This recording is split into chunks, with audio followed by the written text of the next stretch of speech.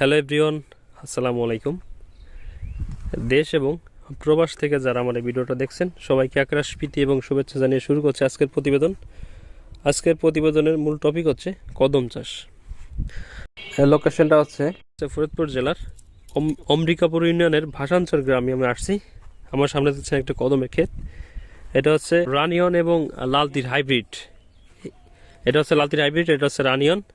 তো দর্শক, এই যে আমার সামনে দেখতেছেন একজন কৃষক, সে কিন্তু বাংলাদেশ সেনাবাহিনীতে চাকরি করে, রানিং কিন্তু চাকরি করে। চাকরির পাশাপাশি কিন্তু আসলে কৃষিকাজকে মনে প্রাণে ভালোবাসেন এবং তরুণ, একদমই তরুণ। এখনও কিন্তু আমার ভাই বিয়ে করে নাই বিয়ে করে নাই। এর পাশাপাশি সরকারি চাকরি করে বাংলাদেশ সেনাবাহিনীতে। অনেক মেয়ে ফিরছেন যারা আমার এই ভিডিওগুলো দেখে থাকেন, তারা একটু নেক নজর দেবেন আমার ভাইয়ের দিকে। আর পাশাপাশি দেখেন তার কদমগুলো এত সুন্দর, দুই হাত দিয়ে, আমার দুই হাত লাগবে, এক হাতে বের পাওয়া যায় না, দুই হাত দিয়ে এত সুন্দর হয়েছে। দেখেন প্রত্যেকটা ফুল, এটা আমার দুই হাত দিয়ে লাগবে, এক হাতে কিন্তু আমি বের পাবো না, এত সুন্দর ফুল হয়েছে। এটা হচ্ছে রানিয়ন। দেখেন আসলে অসাধারণ, একজন ভালো কৃষক আমরা বলতে পারি। তার সাথে আমরা একটু কথা বলবো। তা ভাই আসসালামু আলাইকুম। ওয়ালাইকুম আসসালাম। কেমন আছেন ভাই? আলহামদুলিল্লাহ ভালো আছি। সারা বাংলাদেশের সকল কৃষক ভাইদের দৃষ্টি আকর্ষণ করছি, সবাই ভালো থাকবেন, আমার সালাম নিবেন, আর অবশ্যই ভাইয়ের ভিডিও দেখবেন এবং আমার সাথে যোগাযোগ করবেন। আপনার নামটা একটু বলবেন। আমার নাম মোহাম্মদ রাতুল শিকদার। আমার ঠিকানা হচ্ছে ফরিদপুর জেলা অম্বিকাপুর ইউনিয়ন ভাসানচর গ্রাম। আচ্ছা, তা ভাই আসলে এইবার আপনি কতটুকু জমিতে কদম চাষ করেছেন? এবার আমার প্রায় 8 বিঘার উপরে। এর মধ্যে কিছু জাত আছে যেটা আমি 3টা জাতের করে থাকি, যেমন কিং, রানিয়ন আর হচ্ছে হাইব্রিড। আমি মোটামুটি এই 3টা জাতের দানাই চাষ করে থাকি। তো আমার চাকরির পাশাপাশি এগুলা অনেকে বলে যে এটা কিভাবে দেখেন বা করেন। আমি ভাই চাকরিতে দেখা যায় চাকরিও করি, পাশাপাশি আমার কিছু নিজস্ব লোক রাখা আছে, তারা মোটামুটি আমাদের 12 মাসে আমাদের বাসায় কাজ করে। তারা এটা দেখাশোনা করে। ইভেন্ট আমার এইগুলা তদারকির জন্য আমার নিজের রিলেটিভ এক ভাইকে রাখা হয়েছে, সে আর কি এটা নিজে পরিচালনা করে, আর পাশাপাশি আমি তাকে সহায়তা করি। আচ্ছা, মানে আপনি খুব অভিজ্ঞ সম্পন্ন লোক, আমরা বুঝতে পারতেছি। তা ভাই আসলে এত সুন্দর কদম আসলে দেখে মনটা উড়ে গেল। ফুলগুলো অনেক বড় বড়। তা কি মাসে এই পেজটা আপনি রোপণ করছিলেন? এটা আমরা দেখা যায় যে আমরা সিজনের আপনার সিজনটা আসে যে হচ্ছে শীতের শুরুর দিকে, আমাদের সিজনটা একটা শীতের প্রথম শুরুর দিকে। আর এটা আমাদের এই অঞ্চলটাতে একটু উঁচু থাকার কারণে চারি সাইড দিয়ে বেড়িবাঁধ দিয়ে আবদ্ধ, যে কারণে এখানে বন্যার কোনো পানি আমাদের এখানে ঢুকতে পারে নাই। দেখা যায় যে আমাদের ফরিদপুর জেলায় অন্য ইউনিয়ন, অন্য উপজেলার থেকে আমাদের ফরিদপুরের এই অঞ্চলটা, এই অম্বিকাপুর অঞ্চলটা পানি ঢুকতে পারে না, যে কারণে আমরা এই বাইন বলেন বা আগর বলতে পারেন, যে আমরা আগর এই দানাটা রোপণ করতে পারছি। আচ্ছা, তো ভাই আসলে আপনি যখন এই দানাটা চাষ করেন, যখন লাগান, তখন আপনি কি পরিমাণ সার দেন? আমরা দেখা যায় যে বিঘাতে আপনার কিছু পটাশ, যেমন বিঘাতে দেখা যায় 2 বস্তা পটাশ, আবার সাথে হচ্ছে ইউরিয়া, ডিআইবি কিছু মিক্স করি। ইউরিয়া সীমিত, একেবারে খুবই সীমিত, কিন্তু ইউরিয়াটা ম্যাক্সিমাম সময় আমাকে দেখা যায় যে পানির যখন সেচ দেই খেতে, তখন তাতে আপনার ডিআইবি পরিমাণটা দেখা যায় 2 বস্তা করে মিক্স করে দিলে হয়। তো পটাশের কার্যকারিতা মাটিতে দেওয়ার কারণ হচ্ছে যে পটাশ ধীরে ধীরে কাজ করে, যেটা ফসলের জন্য আস্তে আস্তে ফসল বাড়ে। ইভেন্ট ফসলের সকল ক্ষেত্রেই পটাশ কাজ করে, এই জন্য আমরা পটাশের মাত্রাটা একটু বেশি রাখি। আচ্ছা, টিএসপিটা কতটুকু দেন? টিএসপি দেখা যায় যে বিঘাতে আমরা 2টা দেই, 2.5টাও দেই, মানে ক্ষেতের বুঝে আর কি। মানে আপনি বলতে চাচ্ছেন যে আপনাদেরকে পানি হয় না, যার ফলে কিন্তু তেমনটা উর্বর না জমি, উর্বর না, একটু এই জন্য জি এই জন্য সারটা প্রচুর পরিমাণে দিতে হয়। তা আপনার এখন পর্যন্ত দেখতে চাই ভাইয়ের আসলে সেচটা কয়টা সেচ দেন? আমরা ম্যাক্সিমাম যে ক্ষেতটা দেখতে পাচ্ছেন এটা 2টা সেচ দেয়া। আমার পাশে যে হাইব্রিড ক্ষেতটা, এটাও 2টা সেচ দেয়া কমপ্লিট। তো আশা করি যে যদি হালকা বৃষ্টি হয়, বা এখন যেহেতু বৃষ্টির মৌসুম চলে আসছে, হালকা যদি বৃষ্টি হয় তো সেক্ষেত্রে আমরা সেচ দিব না। আর যেহেতু বৃষ্টির সিজন, তো আশা করি যে হালকা বৃষ্টি হবে, মানে এটা আশাবাদী।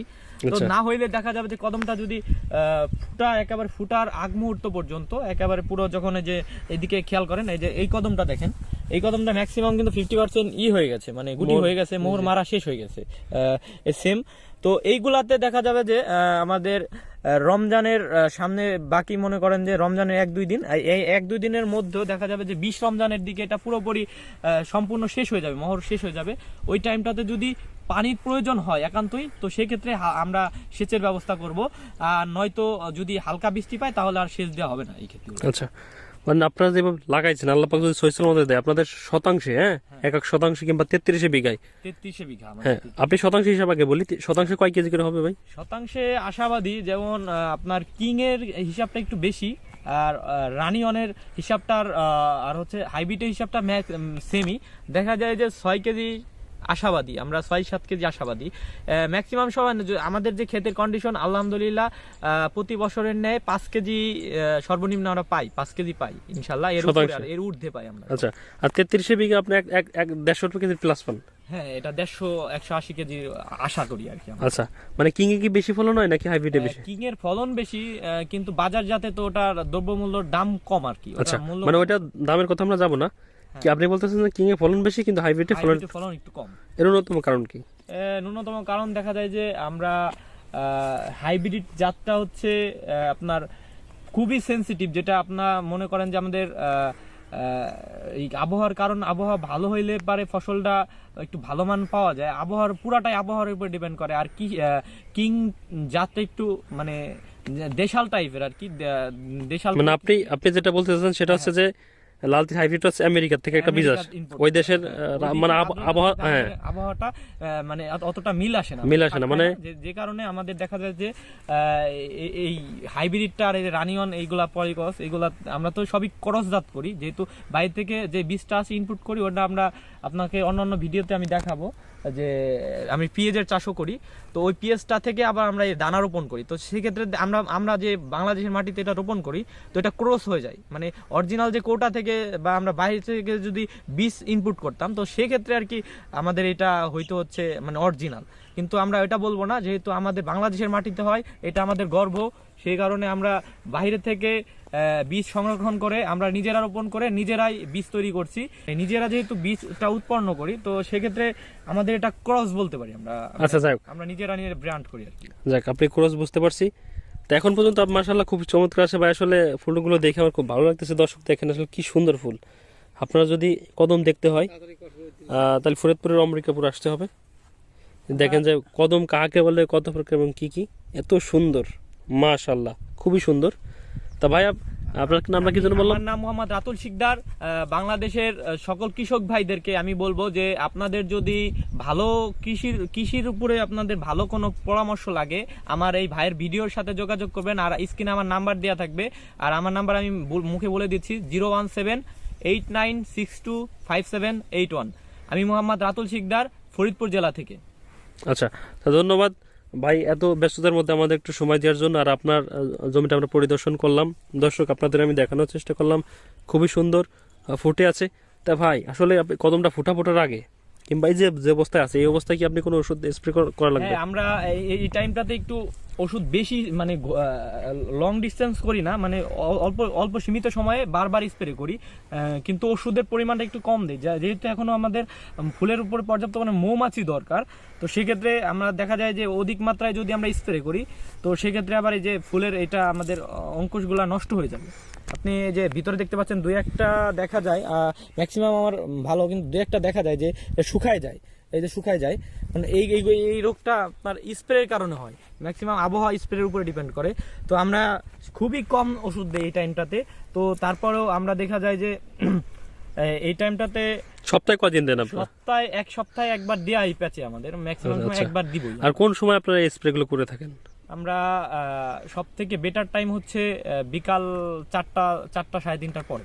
আচ্ছা, এই আপনাদের তো অনেক জমি, এগুলো স্প্রে করতে গিয়ে যদি 7টা কিংবা 8টা বাজে সমস্যা? আমাদের দেখা যায় যে লোক রাখা থাকে, 2টা ট্রাম 3টা ওষুধের ড্রাম রানিং থাকে, তো আমাদের দেখা যায় 6টা-7টা বাজে যায়। 7টা বাজে কি সমস্যা আছে? সমস্যা নাই, কোনো সমস্যা নাই, কারণ এই মুহূর্তে মনে করেন যে যদি রোদে স্প্রে করা হয় রোদের সময় তাতে আরো আমাদের ক্ষতি হবে, লাভ হবে না। আর নয়তো বা আপনি সকালের টাইমটাতে যে আগর ক্ষেতগুলি ওটা সকালে করি, যদি না পায়রে না সারতে পারি সকালে দেখা যায় যে সকাল কয়টার সময় করেন? সকাল 10টার পরে, মানে এই যে কুয়াশার ভাবটা কেটে গেলে আমরা স্প্রে করি। তো এটা দেখা যায় যে খুবই মানে ভালো হয়। আমরা এই টাইমটা 2টা টাইম ইউজ করি, তো ম্যাক্সিমাম বেটার টাইম আমি বলবো বিকালে। বিকালে আপনার 3টা-4টা বাজে দিলে সব থেকে বেটার হবে। আমি আচ্ছা। তো রাতুল ভাই, ভিডিওটা অনেক বড় হয়ে গেছে। তা দর্শক, আমার এই ভিডিওটা যদি আপনাদের ভালো লাগে অবশ্যই একটা লাইক করবেন, একটা শেয়ার করবেন, আমার চ্যানেল একটু সাবস্ক্রাইব করবেন। কৃষিকাজের বিভিন্ন নতুন নতুন আপডেট পেয়ে কিন্তু আমার চ্যানেল একটু সাবস্ক্রাইব করে রাখবেন। আমি কিন্তু সবসময় আপনাদের সাথে আছি, থাকবো ইনশাল্লাহ। তো সবাই ভালো থাকবেন, সুস্থ থাকবেন। দেখা হবে আবার অন্য কোনো ভিডিওতে। আসসালামু আলাইকুম।